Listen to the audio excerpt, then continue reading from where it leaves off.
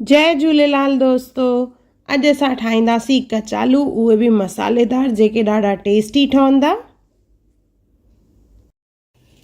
जय झूलेलाल दोस्तों, मां मुस्कान आहूजा और तव्हांजो स्वागत आहे मुंहिंजे चैनल हुनर मुस्कान का सिंधी ते। अचो त रेसिपी शुरू कयूं था पिया। इन जे लाइ असां खणंदासीं कचालू ऐं पटाटा। कचालू ऐं पटाटनि ॿिन्ही खे मां बॉइल करे रखियो आहे।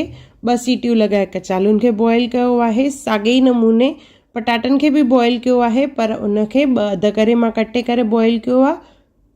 खल लाहे वठंदासीं। उन खां पोइ असां खणंदासीं हिकु तई, उन में विझंदासीं 3-4 चमचा तेल, 1 चमचो जीरो, 8-10 कड़ी पत्ता, 2 सावा मिर्च सना कटियल,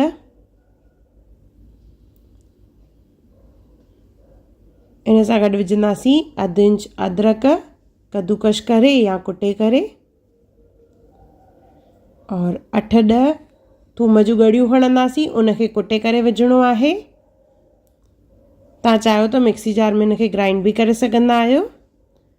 इन्हनि खे चङी तरह मिक्स करे कुछ सेकंड सिजाईंदासीं। इन मसाले जी जेका टेस्ट ईंदी आहे न, उहा ॾाढी बढ़िया ईंदी आहे। तो चङी तरह मिक्स करे कुछ सेकंड असां इनखे सिजाईंदासीं। उन खां पोइ इन में असां विझंदासीं मसाला। तो उन में सभिनी खां पहिरियों विझंदासीं दाणा। 2 चमचा सुका दाणा खणणा आहिनि, 1 चमचो हैड, 1.5 चमचो विझंदासीं इन में कश्मीरी ॻाढ़ा मिर्च, जंहिंसां ॾाढो बढ़िया कलर ईंदो आहे। इन खां पोइ विझंदासीं असां सुंड याने अदरक जो पाउडर, 1 पिंच याने 1/4 स्पून, 1/2 चमचे जे क़रीब आमचूर पाउडर। उन खां पोइ विझंदासीं लूणु। ये सभु सुका मसाला विझी करे इनखे चङी तरह मिक्स करणो आहे।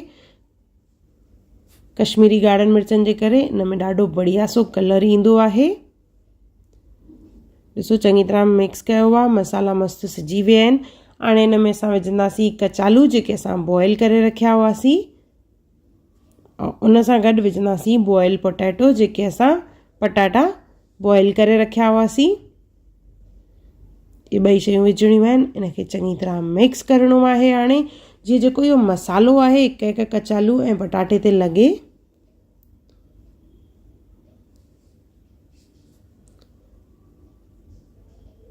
चङी तरह मिक्स करे इनखे असांखे ढके करे सिजाइणो आहे।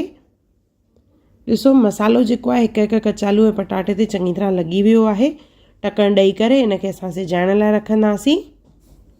विच विच में इनखे घुमाईंदा रहंदासीं।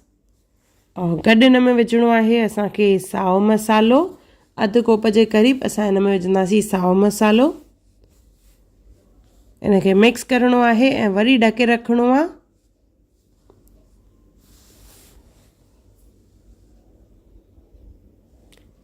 लॻभॻि 5 खां 7 मिंट असां इनखे सिजाईंदासीं चङी तरह।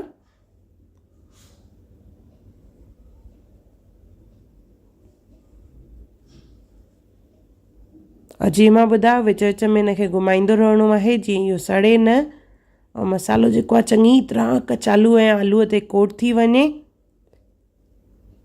ॾिसो हे लॻभॻि कचालू असांजा तयार थी विया आहिनि। इन मां तेल निकिरण बि चालू थी वियो आहे। मां तव्हांखे हिकु पीस हीअं खणी ॾेखारियांव थी। ॾिसो हिकु लेयर अची वेंदो क्रिस्पनेस जो। ॾिसो जेको इहो डार्क कलर आहे, अहिड़े नमूने जीअं कलर अची वञे त मतिलबु असांजा कचालू तयार थी विया आहिनि।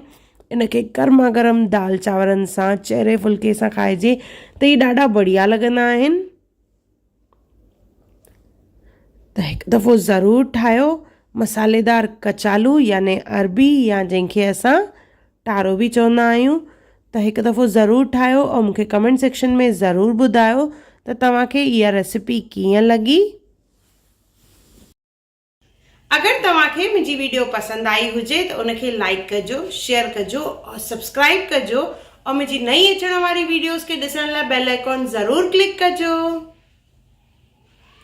और मुंहिंजो वीडियो ॾिसण लाइ धन्यवाद। जय झूलेलाल।